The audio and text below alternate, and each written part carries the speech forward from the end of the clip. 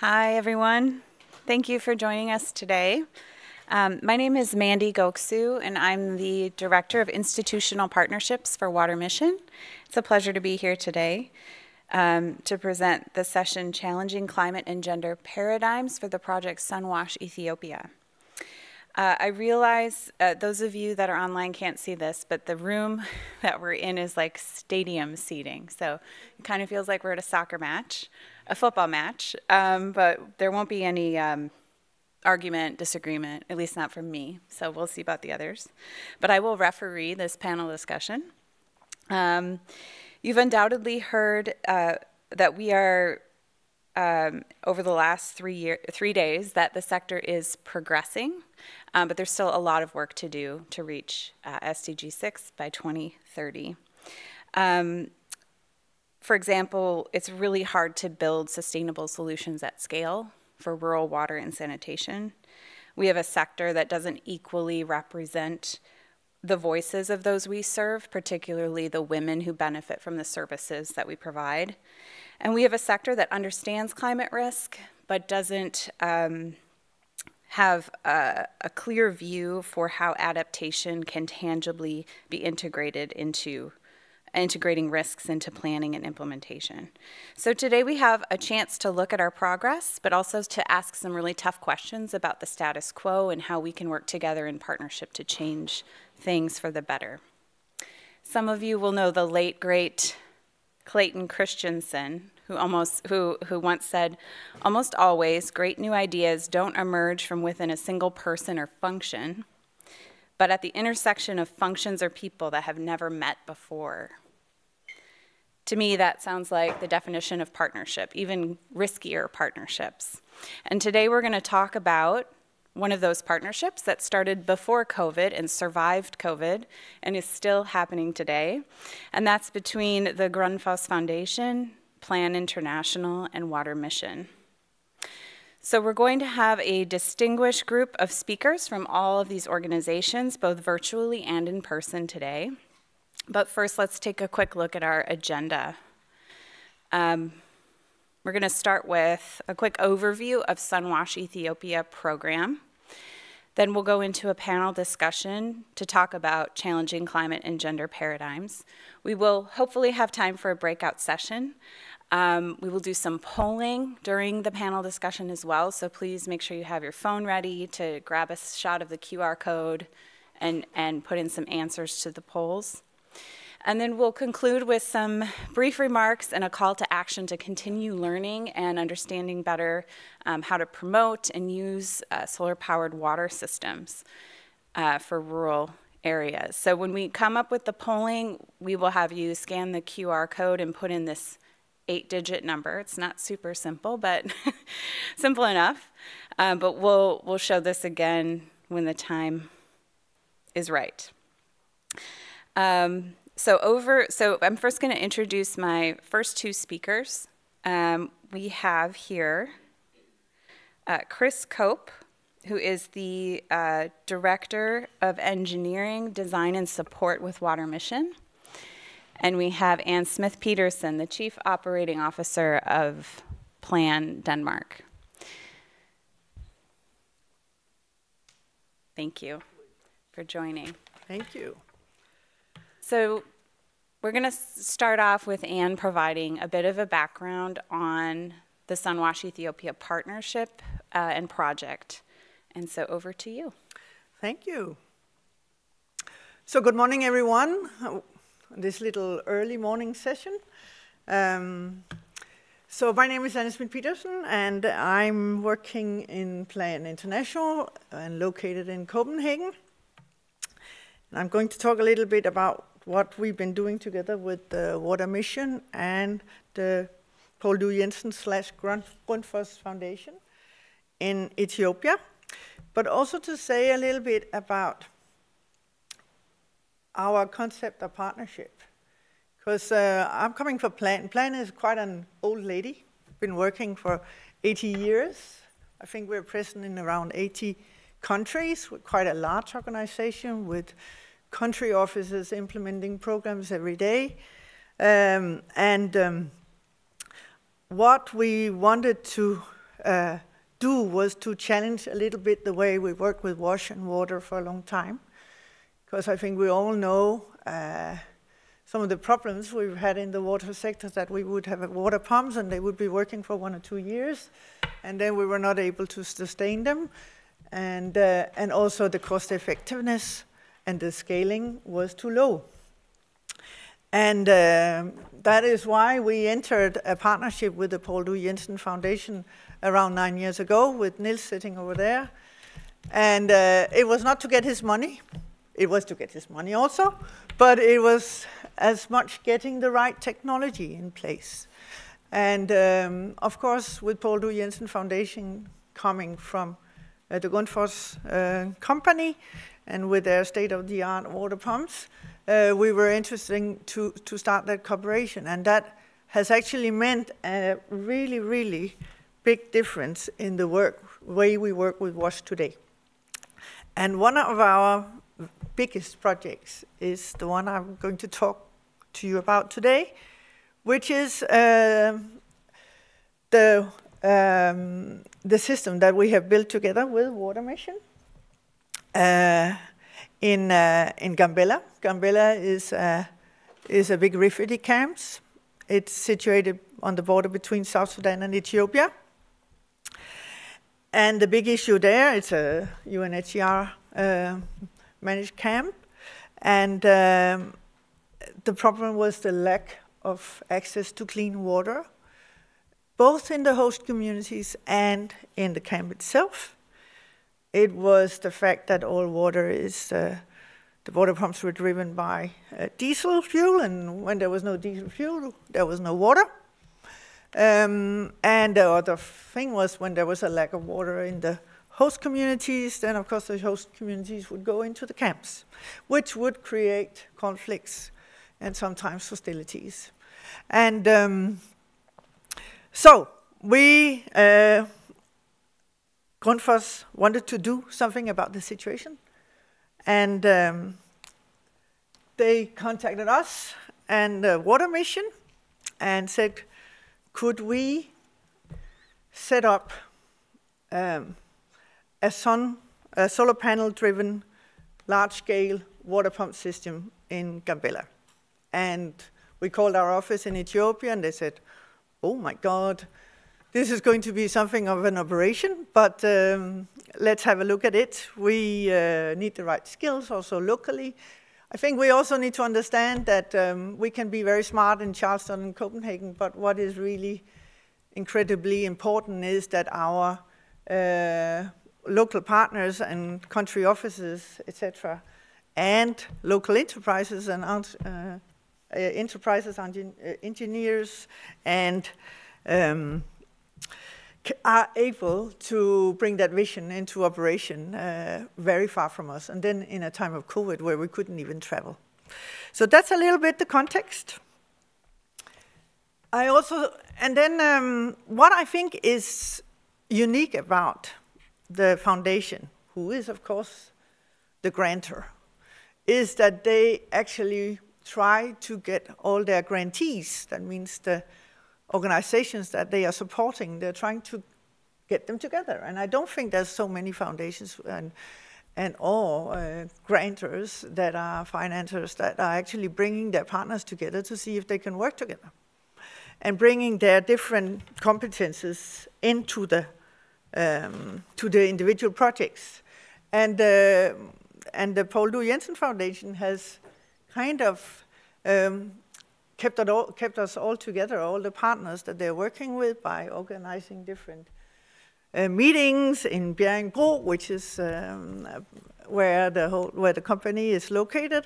And we meet also at these at the World Water Week in Stockholm. It's the third time I'm here, and meeting with my colleagues and the other grantees. And that's a really, really important part of also working with the foundation, is that actually we enter into a kind of ecosystem where we can work together, we can exchange our knowledge and expertise across the individual projects.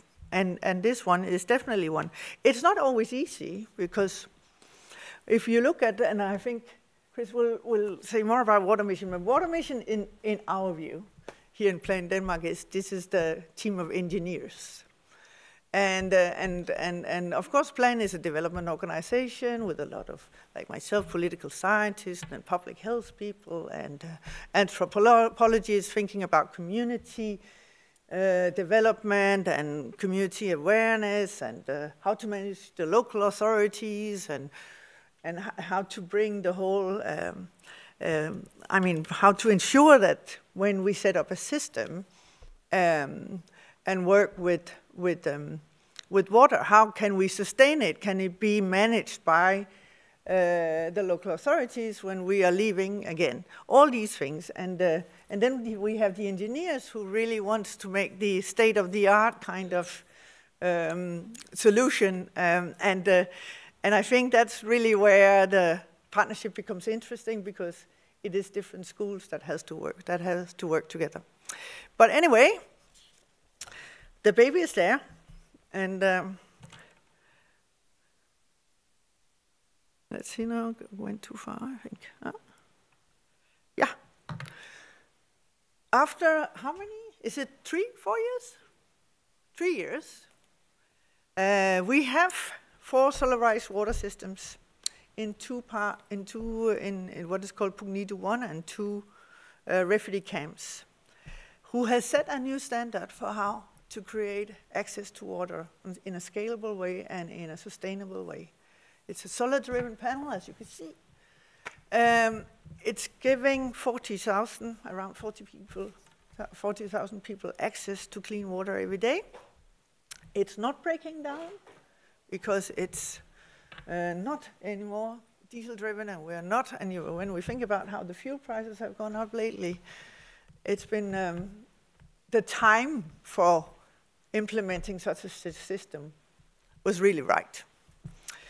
And what we've also done, and here comes the Plan influence, is also, of course, how to work with wash water sanitation and how to ensure that the clean water source is used and being maintained also in schools, in ECD centers, and in the healthcare system, so that the water is really, and the clean water and its impact, not only on the individual, but also on the health system in the camp and the school system, has a positive impact.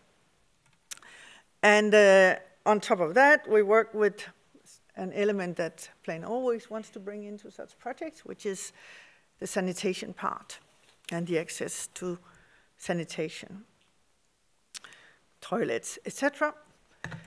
And I think there's been a lot of hiccups in this project, and I think even and the ones who've been working with it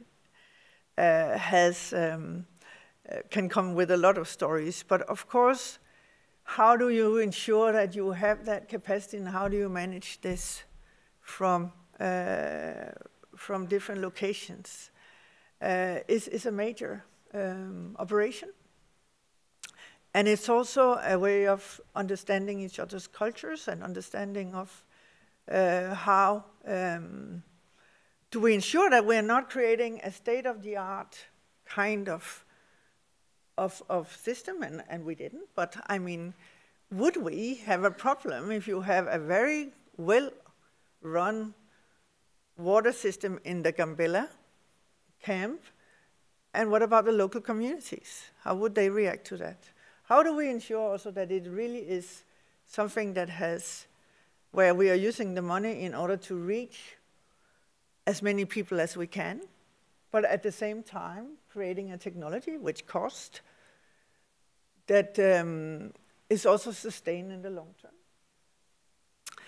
And of course, then the whole that we can really reduce, and we will reduce the carbon emission. But also, what are which goals are we trying to reach here? Are we trying to reach as many as possible in the communities, reduction of carbon, and new technology? How do we sort of put all these goals together? And I think we have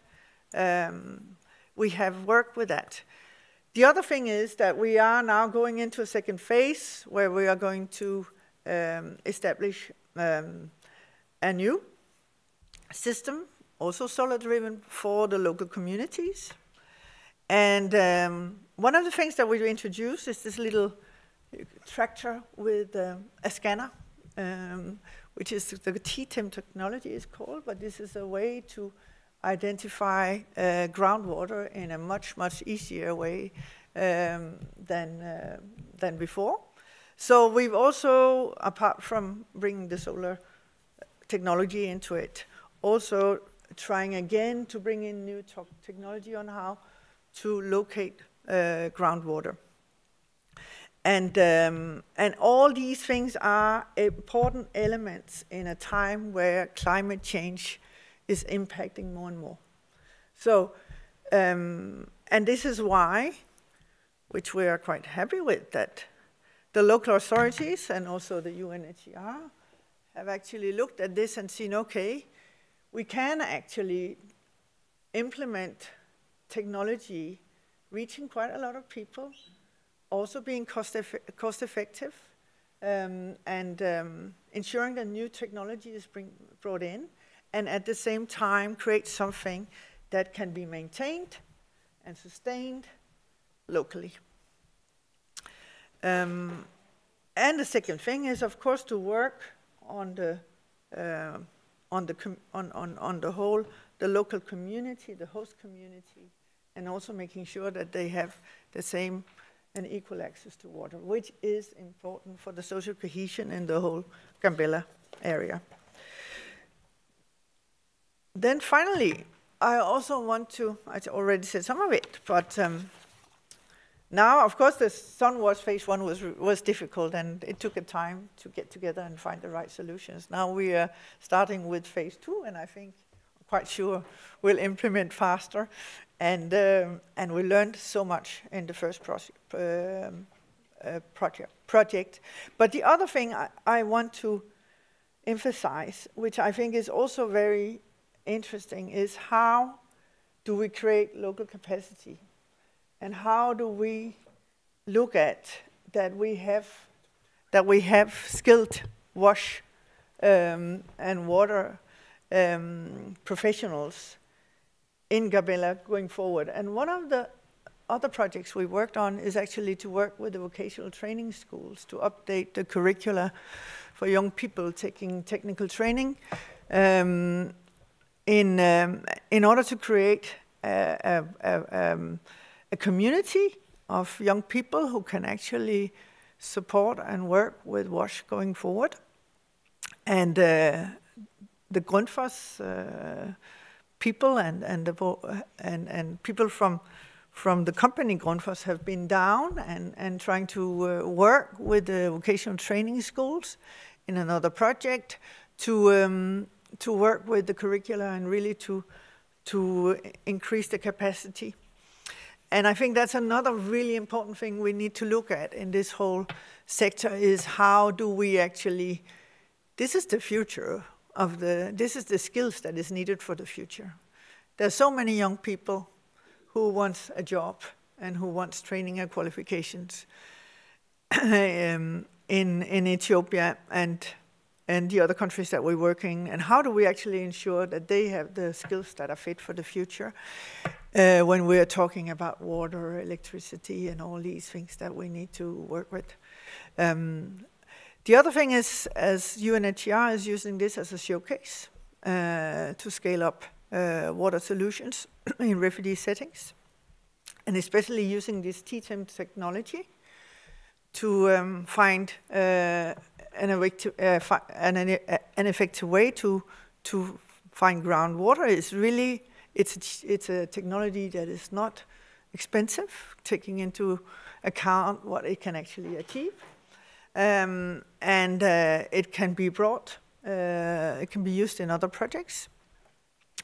We are now also moving, we are taking all the learnings from Ethiopia into the Lake Turkana area in Kenya, and we'll start together with Danida here. Danida, the Danish bilateral funding, has gone in, and also supporting the establishment of a solar-powered water system.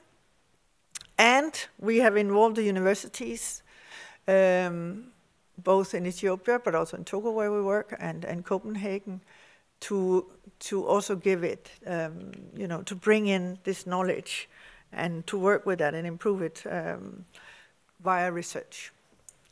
So that was a short tour through the project. Thank you so much, Anne. It was really helpful for setting the foundation. And speaking of solar power being the future, we're going to turn it over to Chris Cope. He's going to tell us a little bit about why solar power is so important and teach us maybe some technical things along the way. So over to you, Chris. And Anne, if you want to sit for a bit, that would be fine. Thanks. Thank you for sharing, Anne, and thank you, Mandy. So we're going to talk about, scoot over. Okay. We're going to talk about solar-powered water systems. So as Anne said, we are oftentimes perceived as an engineering organization. However, that is not entirely true. We do have a lot of professional engineers, but we've learned through making a lot of mistakes that that is only a small portion of the picture. And so my colleague, Senior Director Laura Lambert, leads our community development efforts and then also works with monitoring, evaluation, research, and learning. So yeah, but we were brought in for this project specifically for the technical aspects, the engineering aspects. So I never like to go into a talk and assume that everybody knows what I'm talking about. I think we've heard about the value of solar-powered water systems this week. And in the first talk that we were a part of, it was identified by RWSN through a survey of NGOs that 85% of NGOs see solar-powered water systems as a critical path for the future of providing safe water. So I will give you the 33,000-foot view. What is that? 10,000 meters? All right. So these are the basic components. I think that solar-powered water systems can scare people. Sometimes it's not a black box. It is not overly complex. However, there are proper ways of designing them and improper ways of designing them. Those differentiate projects that are technically successful and those that will fail, unfortunately. And we have had our fair share of failures, let me tell you. So hopefully we're practicing with humility and then learning from our mistakes, failing fast, and then correcting those. And then we just love sharing what we know with others. We can't solve the global water crisis alone. So the more people who know about this, the better. So here are the different aspects of, or different components rather, of a solar-powered water system. You can see, number one, that you're going to have a mechanical pump. So at your water source. So sometimes you're going to have surface water, sometimes you're going to have groundwater, but you're going to need to pump the water. So how are you going to power the pump? Well, you need energy, right? And what if you're in a situation where you don't have reliable grid power? Well, you're going to need to turn to solar power. And so the solar array will power the pump, the water will flow out, and then it will be treated here. So it's treated and tested to ensure that it's safe. All water needs to be safe so that our communities can benefit from it. And then continuing on, you store the energy and protect it in some elevated source. So this takes many forms. We sometimes, if we can, we'll put the water tank on a hill or an elevated point within the community, and this helps save on costs instead of having to build these large towers. But where you have little elevation or you need a lot more head to be able to distribute to the community, you're going to need to build a tower. And then we also, on all of our projects, we are observing what it's producing. So we, what I tell people is the most important part of solar-powered water system design is actually what is the demand. And so Laura's team works hard to figure out what are people actually using. Because if we assume or we try and prescribe what people should use, we're going to overbuild our systems or perhaps underbuild them. So that is the most important part. So you actually, when designing a system, you work backwards.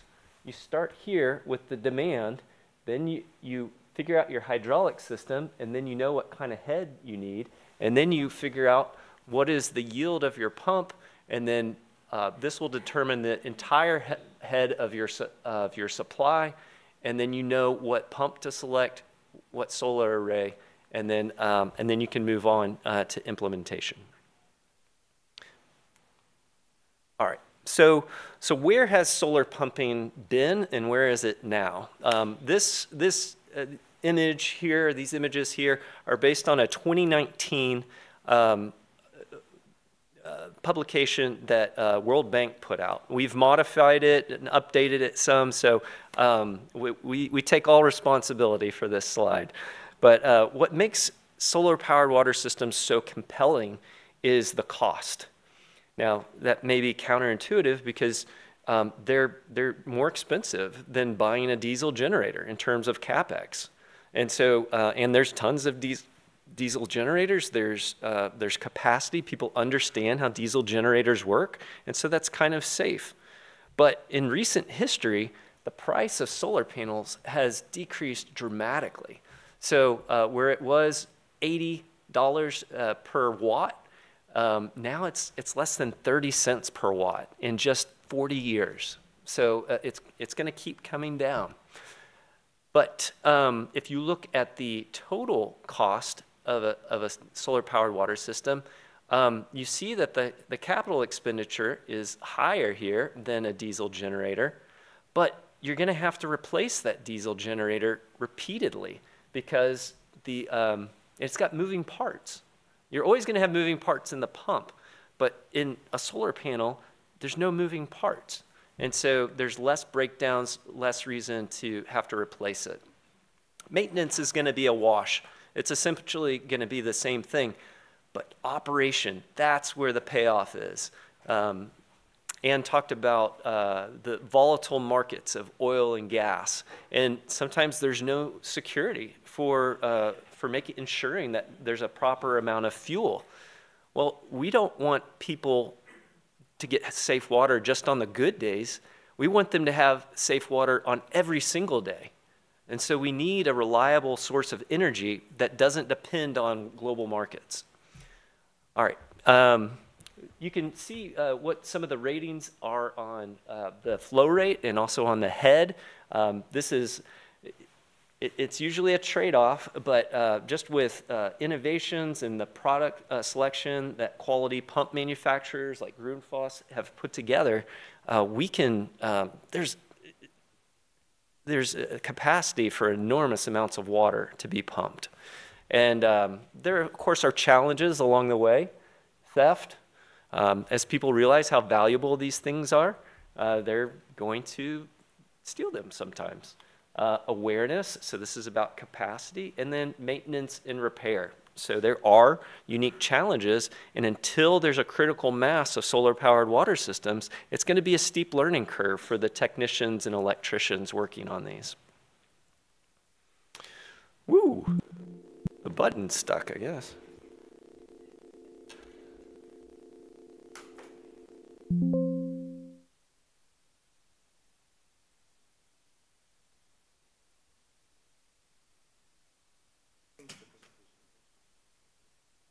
That's odd.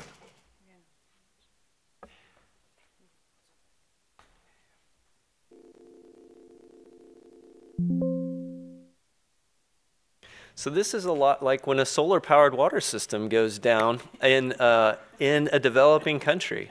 So you can, we don't just want this presentation some of the time. We want it happening like all the time and as we need it.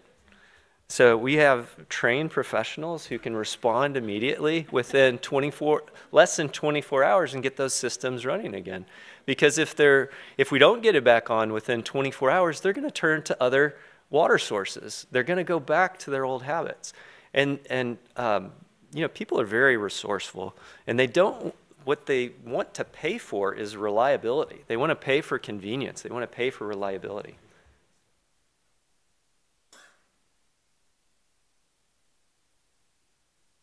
Is it advancing?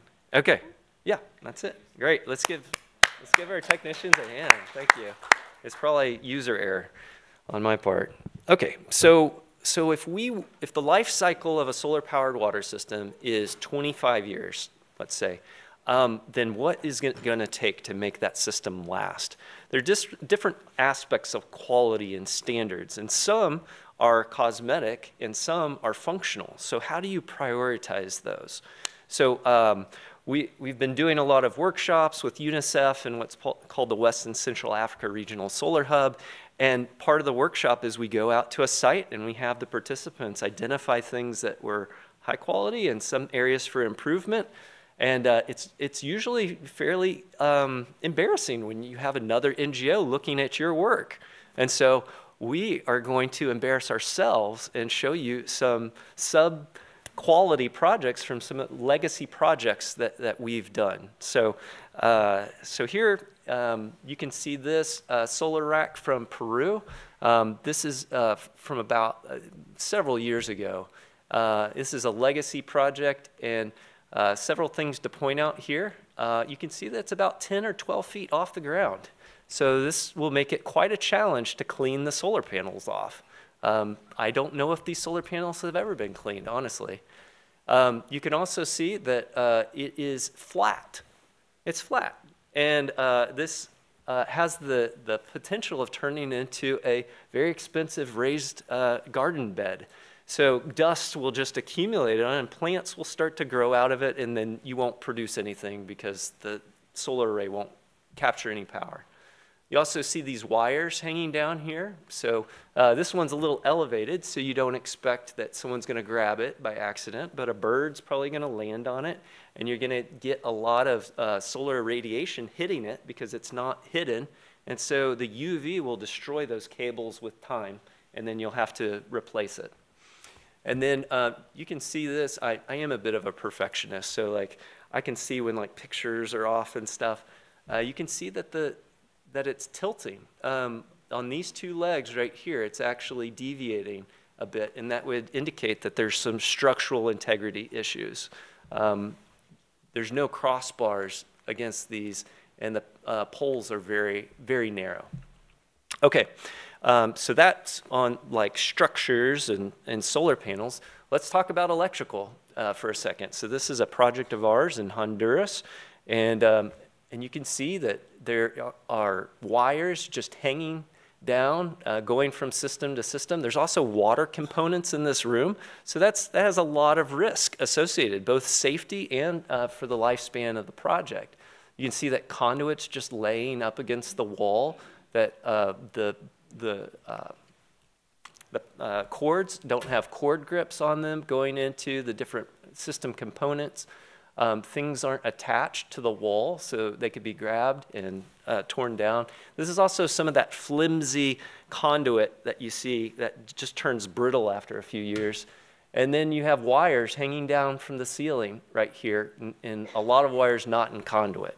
So fortunately, we have learned from our mistakes, and a new project with Water Mission is of the highest quality, at least by our standards. And so we try and do that because we believe that reflects love for the communities and helps promote longevity. So looking at Ethiopia in the Gambela Sunwash 2 program, you can see that the teams, first I just want to give praise to the teams. I mean, the consultants working on it, the Plan Ethiopia team, the engineers working on it from Charleston, like everybody put in so much work into making this possible. And so you can see that there's conduit running all the way up to this combiner box. There's clearly marked cables coming up out of it and combining. And then you can see here that the solar racks have crossbars. They're lower to the ground for cleaning, and they're tilted at 15 degrees. Our standard is, and we recommend to everyone, to tilt your panels at least 15 degrees, and this will allow rain to actually help wash off the panels with time. Doesn't mean you'll never have to clean them off, but it does help and prevents the accumulation of large amounts of dirt and dust. And then another part of standards and high degree of quality and long-term functionality is using quality components.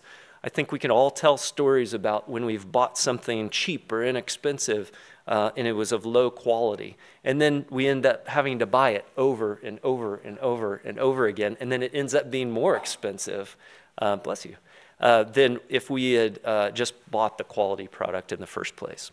And this is the Grundfos CIU 901. And this is, Grundfos makes a high quality product. So we're happy to install those. Okay, so we're talking, it sounds like I'm up. Okay, so we're talking about partnership, right? And you know, I think every culture has a saying like, there's too many cooks in the kitchen, or there's too many chefs, or something like that. We all know that in the relationships that we're in, there can be opportunities to grow, and that there's opportunities to talk things and learn from each other. There's a saying that as iron sharpens iron, so one person sharpens another person. And so it's through those interactions that we can learn. So this is a bit of a topic that we had quite a bit of discussion between Plan and Grundfos and Water Mission, is we actually pointed the panels northwest. And so I don't know if you're familiar, but the rule of thumb is to point them towards the equator, to point panels towards the equator. But what do you do when the sun passes over you during the year? So a lot of these rules of thumb are developed for the global north, which is not in the tropics. However, Ethiopia is in the tropics, and that means that the sun is going to pass overhead throughout the year. So one of our engineers, Bert, when he was designing this, he evaluated what is the lowest solar irradiation month of the year. That's an important thing to design for because, again, we don't want people to have safe water 11 months out of the year. We want them to have safe water 12 months out of the year. So he found that the lowest solar irradiance month is July. July, right here. And you can see that in yellow. And then if you were to just direct it toward this S, it stands for south. If you direct it south, then the solar radiance is here. However, if you point it 135 degrees from south or 295 degrees northwest, you can increase the solar radiance of the worst solar radiance month of the year. And so through this, discovered that we could potentially save $10,000 or $20,000 by, when you have a big project, you can save some money. However, we also had these existing structures here, and then there was a road. And so Bert turned it from 135 to 115 to provide some symmetry, avoid the road, and minimize the footprint of it. But was it worth it? I mean, how many conversations did we have? Could we have pointed it to, we weren't probably able to point it directly south. Maybe we could have pointed it towards the southeast or the southwest. And I don't know if we, maybe we spent $10,000 just talking about it. So, but, the benefit is, even though maybe we wouldn't choose that to be the path, is that we all learn something in the process. So. Thank you, Chris. And every time I talk to you, I learn something new. So thank you so much. These are great discussion points around costs and efficiencies that we'll get to in our panel discussion. I want to now invite up David Inman, who is the Senior Director of Global Partnerships at Water Mission. And I would like to invite Anne back to the stage as well.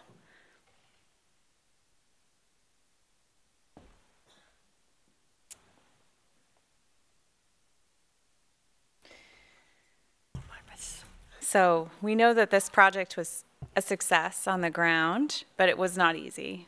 So let's talk a little bit about the partnership from a more strategic, higher level. What is the paradigm for partnership in WASH? I always think of it as sometimes it's a grant. Unfortunately, it's a document, a piece of paper, a schedule, a budget, a timeline. It doesn't leave a lot of room for change or innovation. And so we're going to explore some of the issues that that arose during the partnership paradigm and see how we do things differently in the future. So partnership is challenging even under the best of circumstances. So my first question is for Anne. Mm-hmm. What worked well and what didn't in this pilot project? The partnership worked well. The result of the partnership worked very, very well. And I think we need to dig a little bit deeper into partnerships in our sector, because we are, as NGOs and INGOs, extremely purpose-driven. We know what we want to do, and we're actually not very used to working in partnerships, because we're a little bit afraid that things will not turn out how we anticipate and how we have learned. And we, INGOs, we're also in competition around grants and money, and we don't want to share our own knowledge and expertise. And I've been working in the public sector, private sector, and now lately here in the INGO sector. And I think this is the sector that is the worst when it comes to working sometimes together. It's obvious that we need partnerships. We've never done this project without this partnership. It would have been impossible, basically. And even though I'm sure Nils, he thought he was becoming some kind of divorce counselor at a stage in the implementation of this project, I hope that this partnership will be seen as not only the system itself, but also the partnership as something that is really the way to work going forward in this sector. Even though it's difficult because it's different cultures also, but it's also this competitive element there is between INGOs, and it's the fact that we want to be effective, but we know that creating a partnership and really getting down to the bottom and how do we actually, put the solar panels, etc. It takes time. It might be also costly in the beginning, but it will have a spin-off, and it will in the long term, but be much, much more effective if we work together. So I think the partnership itself is what worked well. What is difficult then is what I've already said. It's a different mindsets. It's a different focus that we have because we come with different competences. I think we will always have this trade-off when we're talking about water mission and plan working together between reach, quality, maintenance, community involvement. What are the most important elements? But this is indeed what we need to get to. We need to grip with together, and we need to agree on. And I think that is the essence of a partnership, basically, to find out and to take the time, even though we really don't agree on what should be on the menu, always. Thank you. That's a great point. David, from your perspective, what worked and what didn't work? Yeah, thank you. Well, I certainly say as an organization that does have a lot of engineers, there's always this idea that every project can be improved, and you're always going to find the flaws. But what I can say is, even though maybe there were some things that we saw fell short of a standard we would like to have achieved, what we can applaud and can celebrate together is that the system's functioning. The system met the schedule requirements. The system was in place when the demand was there, and so that's certainly a base thing that I'd say worked well, despite the challenges of communication, of understanding how our organizations could effectively work together.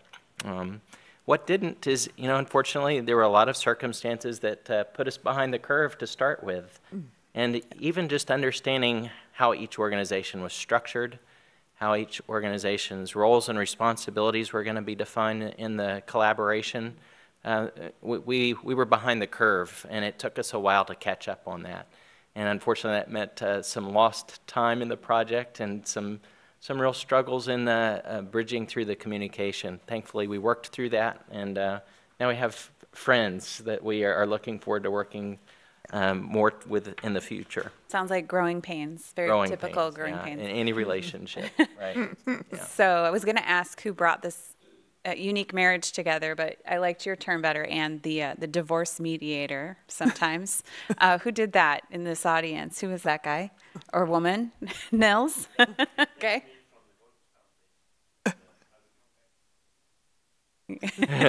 We'll keep you in suspense as to the objective of this. Great. David, I can't help that notice that Ethiopia is actually not one of Water Mission's 9 core countries for programming, but we do a lot of resourcing of other organizations in other countries. And so I'm curious, it was difficult to work in Ethiopia. We weren't there ourselves. And then this was happening during COVID. So how did we do that? What were the challenges? Lots of challenges. I recall the time when all of our offices went remote for the first time when the coronavirus epidemic was really coming to scale. And that changed the way we worked with one another. With our own colleagues, we were having trouble just figuring out internal communication as an organization, let alone collaborating with an organization in Denmark and also working closely with their organization in Ethiopia. And so just figuring out the effective way to communicate impacted it. Another key thing that we saw was one of the goals of the project early on had been to build some camaraderie and esprit de corps between our organizations. And we were planning to do that through a trip to go see some work together in Tanzania. And I really saw that as an opportunity to build teamwork between our organizations, and because of travel restrictions and challenges, that never happened. And what I would just encourage any organization that's collaborating is make sure, if you are at all possible to do so, is get together face to face in the early phases of looking at what this collaboration looks like and map it out, build that teamwork, do enjoyable things together and socialize, enjoy meals together. To our foundation partners, please don't cut those things from budgets when we're proposing those. They're very critical to form common vision. And there's a lyric from a song I like that indecision is sometimes caused by lack of vision. So I say if you can come together and align on vision and common spirit, that can help facilitate effective decision making. That's a great point. Yeah, I like that. So let's just jump to how we're going to improve then. So lots of lessons coming out of it. Now we have an opportunity for phase 2 and to work together in Kenya. So how are we going to do things differently next time around? No, I think you touched upon it, but the soft part of building partnership we sometimes underestimate. The cultural issues. Also, we have to remember that one thing is that we have to agree with each other in Charleston and Copenhagen, but if we are not clear on what we want to achieve and we're sending different messages down to where the action is actually happening, and that we taking on top of that we couldn't even travel, then of course you can imagine the confusion in Gambela.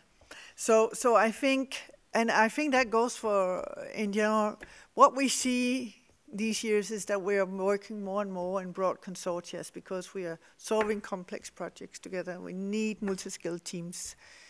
And I mean, Sunwash is not the only project that we have in plan. We have a number of projects with big consortia. It's new to the sector to work in consortia, and we always underestimate how we go from design of a project to deployment on the ground. We need to spend much, much more time on preparing that shift we have when we go from design and idea and we send in the grant application to Nils, and then how we then deploy it in practice on the ground. And that requires maybe also some other skills than we have in our sector, where we were sort of very effective. We have a plan, we're very good at making plans, and then we have a time schedule, we have a grant, it takes 4 years, that's how it is.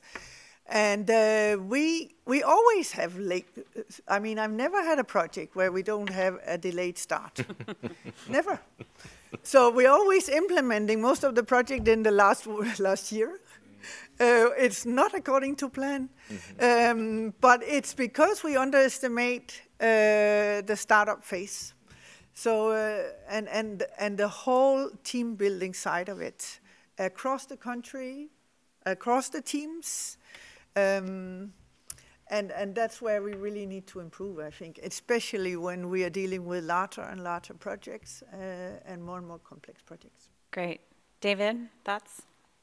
Well, you know, through the first project, we've gained a lot of experience of working with one another. So we both have now a good knowledge base going into our next phase of partnerships.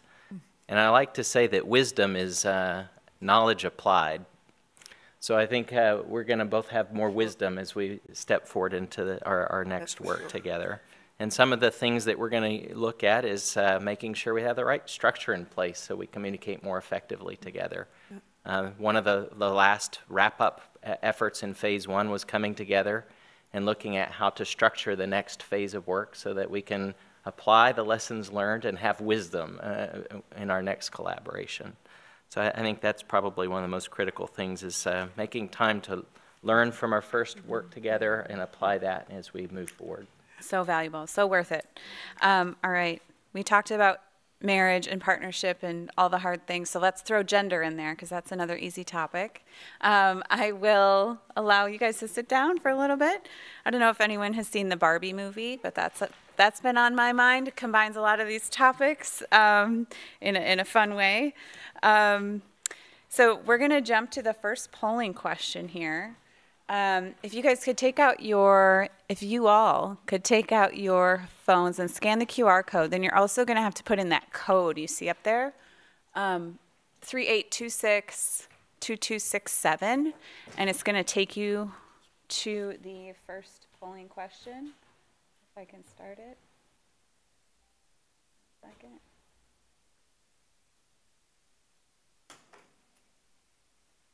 So the number is 38262267. So the poll should be open.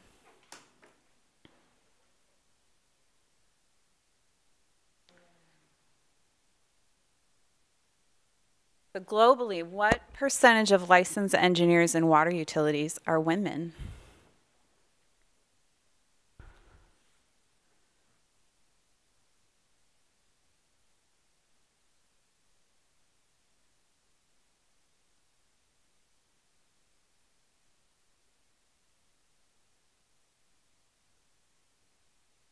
I don't know why that poll didn't come through, but it looks like almost everybody said 10% probably. It's 23%. So I'm glad to see that people are on the right track on that answer. The World Bank in 2019 put out this great publication, which is where this came from. At the table, there's like a cool executive summary of it, which is great. It's called Women in Water Utilities Breaking Barriers. So I think that speaks for itself in terms of what the paradigm looks like for gender in water, especially when it comes to engineering. So I'm going to introduce our next two discussants. If you could please come up here, Eben, that would be great. And then we have online, we have Ruth. Oh, she has not joined. Oh. Okay. She should have been, Should we play the video, you think? Okay. So we will play this video instead, if that works, and we'll have you answer your question after that. Okay.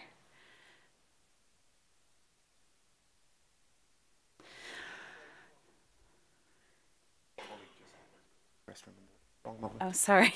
Okay. So Ruth Hale is a WASH officer for the Sunwash Ethiopia project. She's based in Ethiopia. She wasn't able to get here, but she did pre-record as well. So we are just going to let her take it from here. She kind of asks herself a question and answers it. So we'll listen to that first, and then Eben will discuss with you.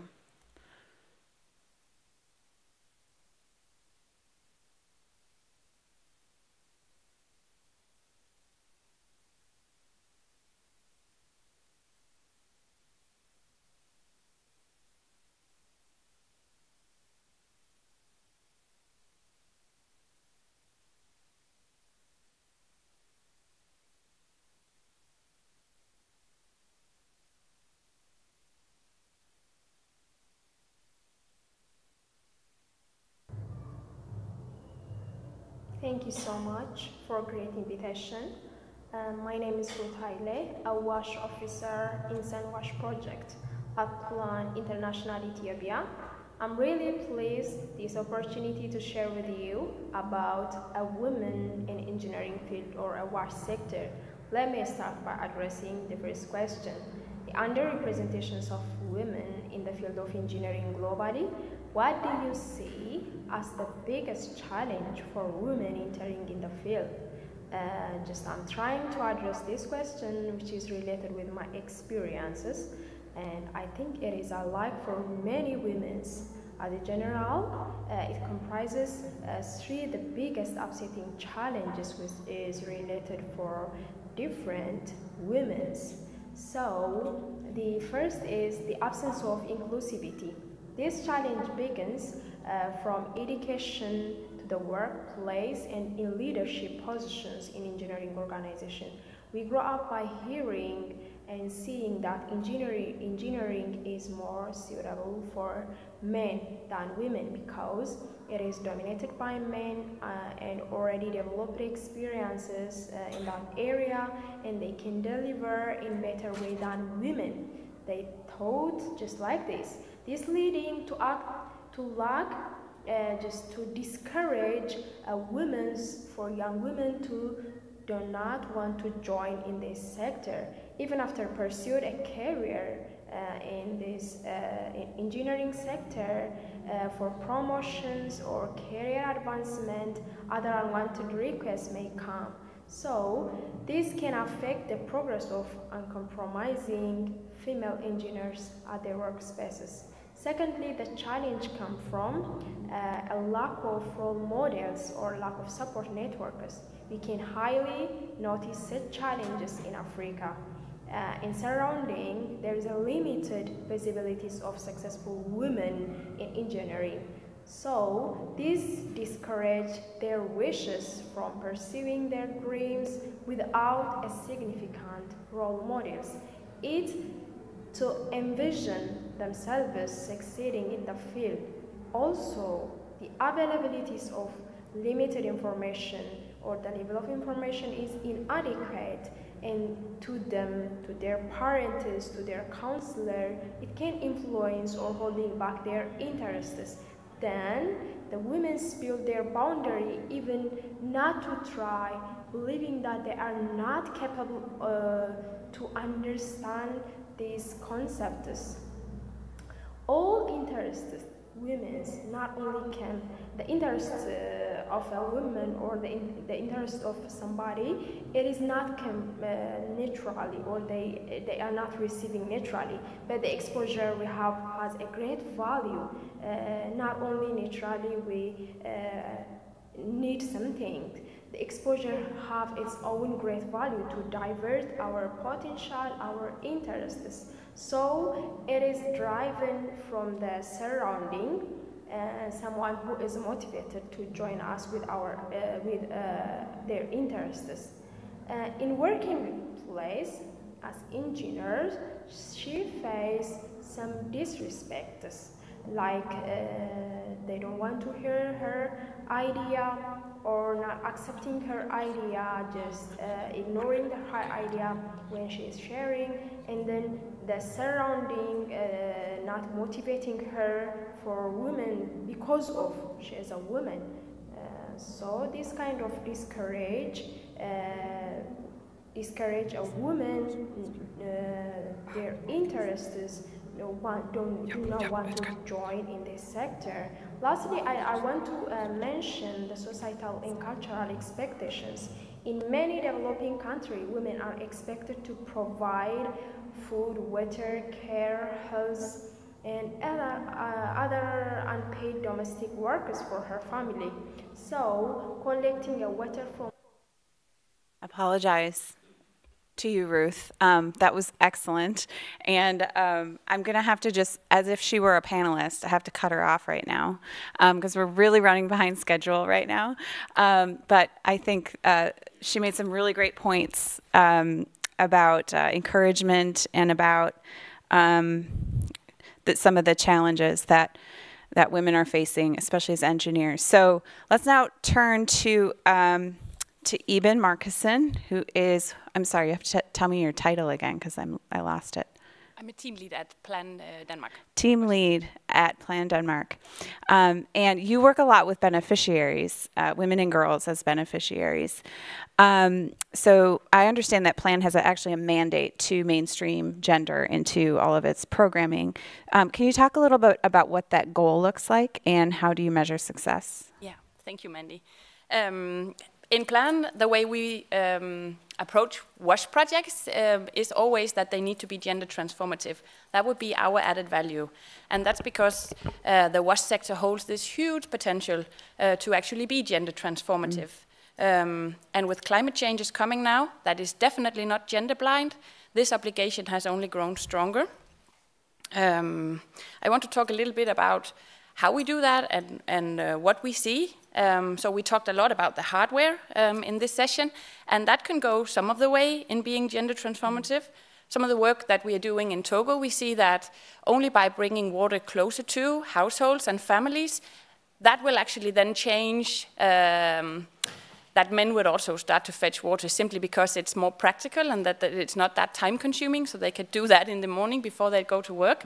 We also always work with WASH, sanitation and hygiene. So I think the sanitation and hygiene aspects here in the conference has been very much underlighted. So also working integrated with that, always focusing on sanitation and hygiene is also gender transformative. You cannot be gender transformative without also focusing on water.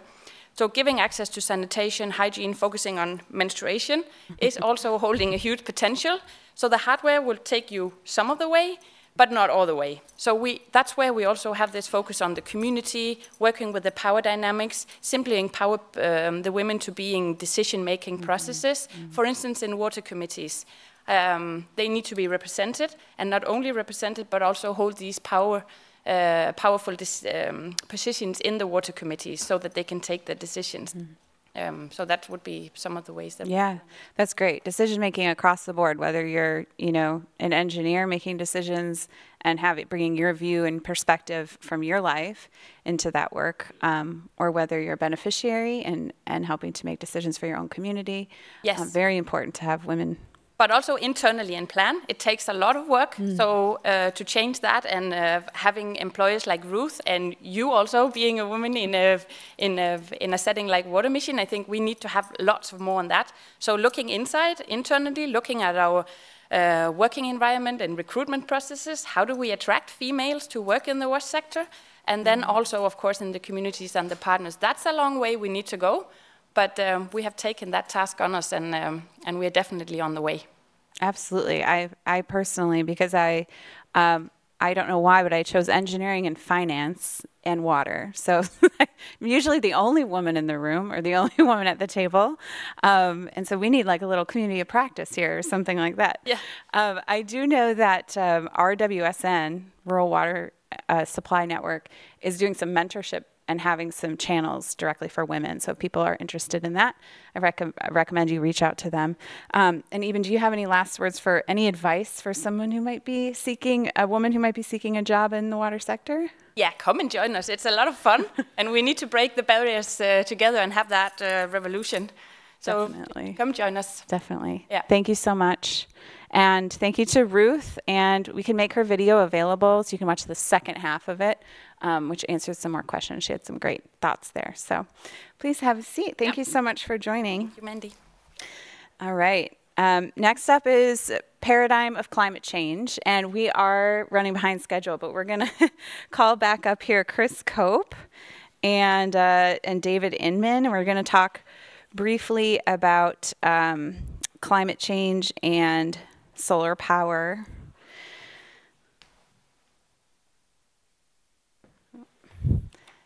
Can you put the presentation back up? Mm-hmm. Oh, there we go. Okay. So I know that we had an issue with the online people not having enough time for the poll, and so we're going to put the poll back, a new poll question up, and give us a little bit more time to answer that while we talk.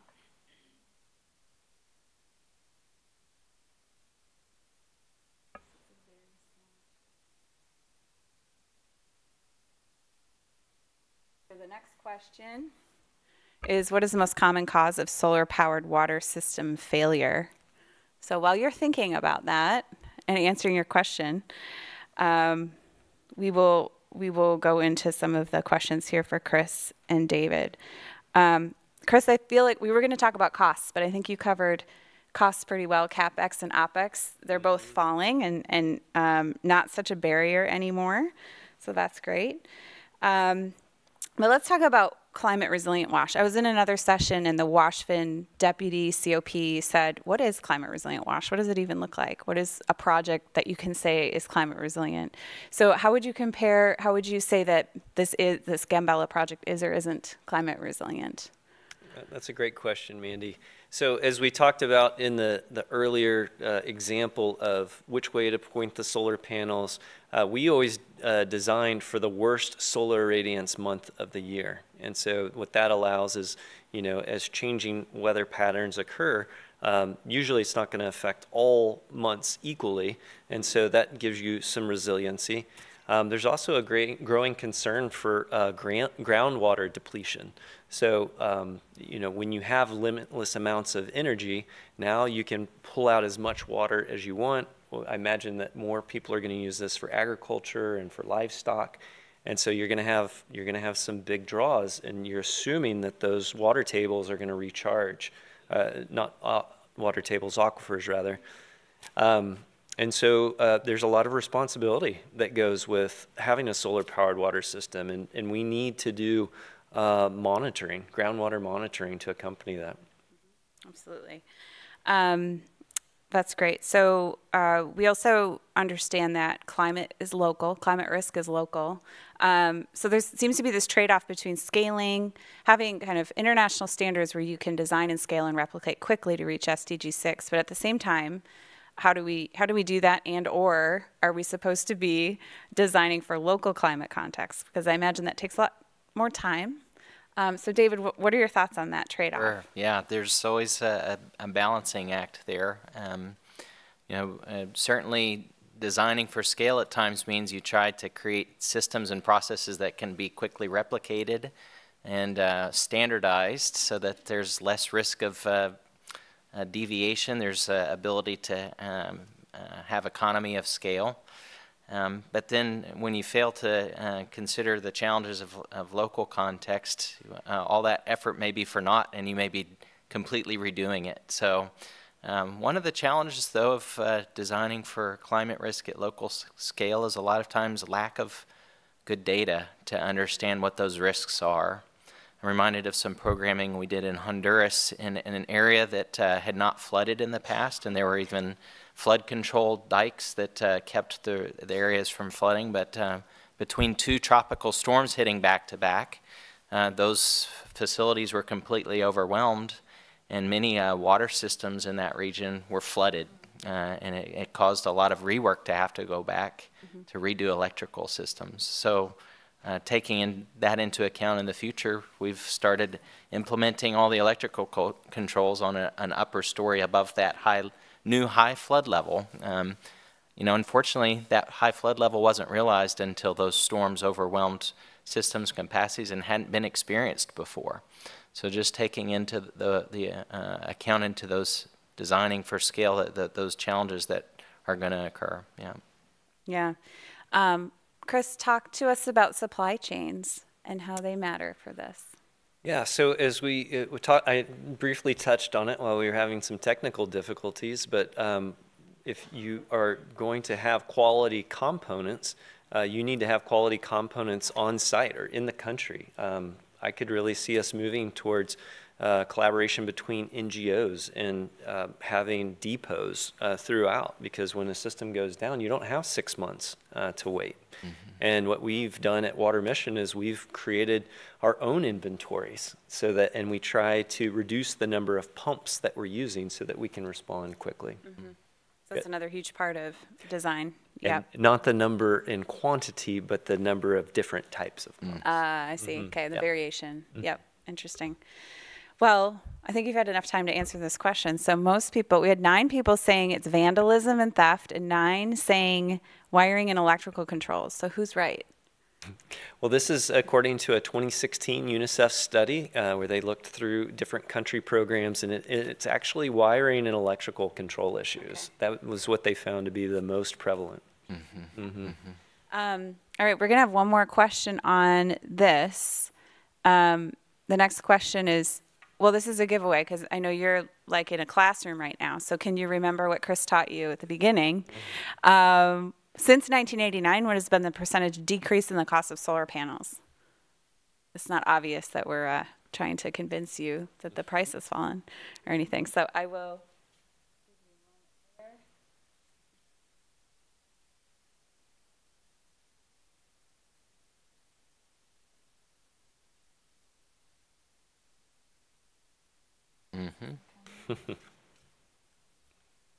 Look at that.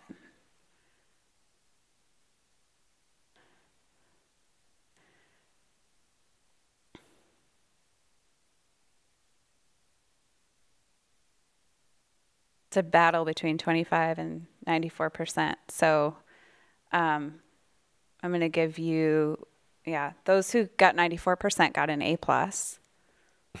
So yes, they've fallen drastically. Thank you for participating in that one. David and Chris, please, you can sit down. Thank you so much for all your input and for this interesting discussion. Nils, please come forward. Nils Thorup with Grundfos Foundation. And Eben, if I could have you come back and join us here. I feel like I'm calling on my students to speak. So let's see here. We talked a little bit about how grant funding and partnerships and the static nature of it doesn't allow for dynamic change, right? Within the program timeframe. So how do we do innovation within these kind of partnership structures? Thank you. That's a very good question, because normally when we talk about projects, we talk about the triangle with the scope, the time frame, and of course the funding or the budget. And it's very difficult if you want to make innovation, because innovation is something new and you don't really know what it is going to take off. So it normally means that you have to adjust one of the 3 parameters. And the way that we try to work with it is that we have bi-monthly meetings with our projects, and then we simply adjust what is needed in the project. Because sitting behind a desk in Denmark, trying to figure out what's going on in a refugee camp in the east or in Ethiopia, it's simply not realistic. So having this dialogue with our partners and continuously adjusting the project and the plans to what's going on the ground is extremely important if you want to see innovation taking place, because no one knows upfront where it is. So that's what we do together with our partners. So we're going to go back to the beginning of why did you ever decide to marry these 2 organizations together? We have had a great project with Water Mission in the western Tanzania in the refugee camp called Nyungusu. It came out of cholera outbreak in 15, I guess it was. And the water supply in Nyungusu was 100% surface water, Today it's 100% based on groundwater, and Water Mission did an excellent job out there. So we want to replicate it in another country, in another settlement, and due to the plan was pretty strong in Ethiopia, we thought that this could be a solution to force Plan and Water Mission to work together. The idea was actually we should have started with a trip to Nyungusu to see what Water Mission has done. And normally I always say that it's not organizations that work together, it's people. And it means that you need to connect those people so they understand and know each other and trust each other. Because if you don't trust your counterpart, then you can't make a project like this. Very true. Very, very wise. Let's see. I think I'm going to ask Eben now if you could talk, because we talked to David earlier about what we could do better next time, how things will look different in the future now that we've gained this trust and this partnership is strengthening. And thank you, by the way. Plan is an excellent partner to work with. So from your perspective, in your role, how can we do better in the future? Yeah. With now the partnership being geared and we match in ways of communication and organizing ourselves, we could focus outside and not so much having an internal focus on each other. So I really hope that the investment and the time that we have spent will now start to pay off. It will be a lot different implementing project in hosting communities compared to a camp. So that will take a lot from us. So that is going to be different. The context will be different. And then some organizational things in getting roles right is also going to be extremely important. But I'm really looking forward to, harvesting the fruits of the hassles that we have been together now, and then implementing more smoothly. I would also say from a plan's perspective, we had so much focus on the hardware to get that right and agree on what is the standard look like in Ethiopia in a humanitarian context, that some of the softer parts of the WASH that is equally important has been downsized a little bit because of time constraints and whatever. So that's where we really also need to boost our intervention now in the hosting communities. Yeah. And if this session was like 2.5 hours, we'd also talk about community engagement, which we did not talk about much here, but it is in our in the final poll. Yeah. Well, that's great. Thank you. I like the idea of turning outward now that we've fomented the partnership, and now maybe like raising our children together or something, but like with an outward focus. Oh, that's a good way of putting it. Yeah. All right. So let's see. I think I'll keep you up here. We are going to have to skip kind of our little breakout session. We are already at 10:18. I'm very sorry. But this next poll we're going to take maybe will spark some interesting conversations after the session is over. Let's see what we got here.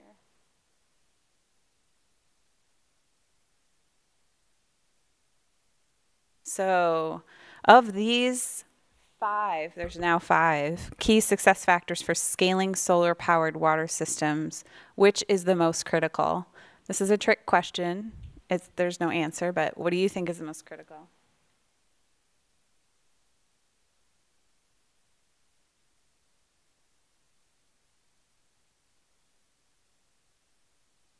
So we have donor education, clear partner roles. That was an obvious one. Technical capacity, supply chain / procurement, or community engagement. We're giving the people online just like a couple extra minutes here because there's a bit of a delay.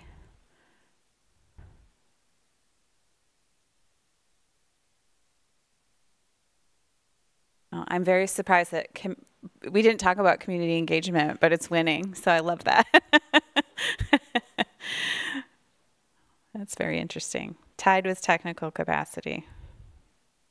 All right. We have maybe a minute here. Does anyone want to stand up and give their thoughts on this? They want to defend their choice here, have a comment about the most important factors?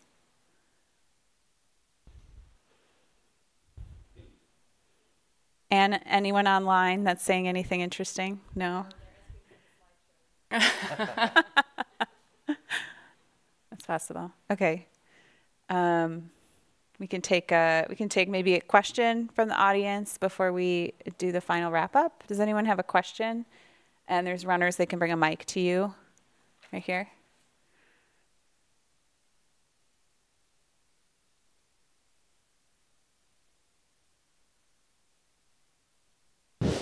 Hi, good morning, everyone. I'm Durga. I'm from Plan International Nepal. I want to talk about community engagement. Hearing this project, I think community engagement is quite important because we are going to leave this project to the community. So sustainability is important. Mm-hmm. We need to engage community. In your second phase, this component is very important for me. Thank you so much. Yeah, and interestingly, you know, in a refugee camp context, that might look a little different from other approaches we have in communities. I don't know if Ibn, if you want to respond to that a little bit in terms of the approach. Yes. A lot of things are given in a camp setting because everything is organized and structured in a different way compared to a hosting community. The water is very nearby. It's the only source of water that is available. So it's a different contextual setup compared to a hosting community where you would have different sorts of water sources, a different family pattern as well. So you would have to take that into account, working in a camp versus a hosting community. Yeah, absolutely. Well, this sounds like next time we will add community development to our engagement to our... it was there in the camps, not to say that it hasn't been there. Yes, it's just a different approach that we will take in the hosting community. Yes, I'm so sorry. I meant to like a session talking about the project. We won't talk about it without that element. Yeah, that will be next year. Yes. Yeah. Next time. Okay. I have a comment from the chat. Oh, great. Yeah, it's Kate Pearson who says, for scaling, you need money, that's donors. For sustainability, you need communities, that's the engagement. Ah, lovely. Yeah, great point. Thank you, Katie. Last comment question. Hey, Seth. I'm just passing the mic. Oh, I thought you wanted it. All right, so we didn't get to our breakout session. If I could just maybe invite Anne back down to just give a closing remark, and Niels, if you could give a closing remark, and then we'll point you to some resources to continue learning about solar-powered water systems. Oh, yeah, what is the answer to this last question? Yes, that's a... You want to say more? We can't reduce... we need...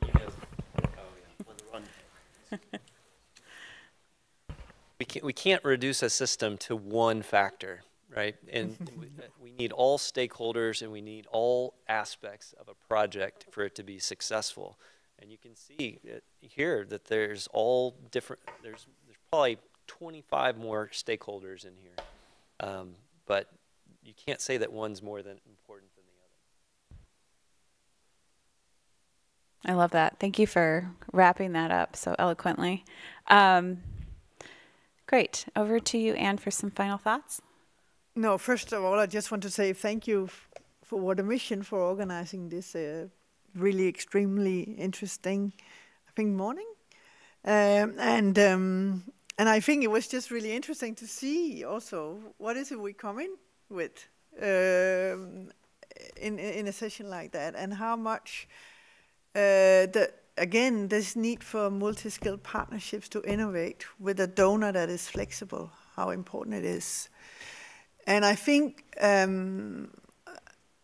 mean, I always say that there is enough money in this world, but there's a lack of good projects and programs. And I think what we really, again, need to emphasize, we're dealing with more and more complex problems. If this sector, the whole water sector, private, public, INGOs, and of course globally, do not come together, we're not going to solve the problems that we have. And it is difficult with partnerships sometimes, and because of history and the way we work and the way funding is working as well. But I think we're all very proud of what we achieved together, and we are also, I mean, the learning is so valuable. It's not easy to sort of put into a formula, and how much did it cost, and was it worth it, and what have you. But what we will do, we will accelerate. And we will become, by accelerating, by scaling, we will, of course, most importantly, reach much more people to get access to clean water and all the things that means for development.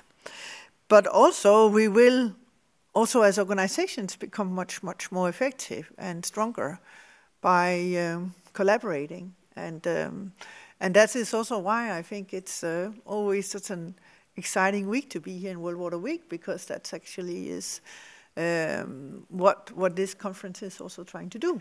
So thanks a lot for inviting us for this. Excellent. Thank you for those thoughts. Nils, over to you. Thank you. I think it was Practical Action who did a survey 8 years ago saying that 50% of all water installation in Africa was not working 5 years after commissioning. Yeah. And to change that, we need to do something different. And this is what we are trying to do. And you have heard a little bit about frustrations, but it actually, when you are frustrated, you are ready to change your way of working. So even it has been a challenging time, I think it has been a very good time, and we have learned a lot from working together in this new setup. I normally say the easy thing is to install a pump. The technical thing is something relatively easy. The soft part is the really hard stuff to work with. So we have to continue this journey, and we also try to work in a different way, working together with other donors to make projects more sustainable and much stronger in the future. But as a partner or as a donor, you need to be flexible, because I am sitting in Denmark, so I am not on the ground. I don't have the booth on my booth on the ground. So it actually means that I have to listen and learn from the people who are out there, because they know what's going on. I don't. So having this dialogue and trust in each other is very important. So that would be my closing words. Thank you. Perfect. Thank you. Spending more time face-to-face is one of the big messages here that COVID has taught us. Great. Well, if you're interested in continuing to learn more about solar-powered water systems, we have a lot of training materials available. We have a solar hub that works across East Asia and the Pacific and in Africa. So feel free to go scan that code, go to those websites. And Chris is here if you have specific questions. Obviously, he's the teacher on that. And thank you all for attending the session.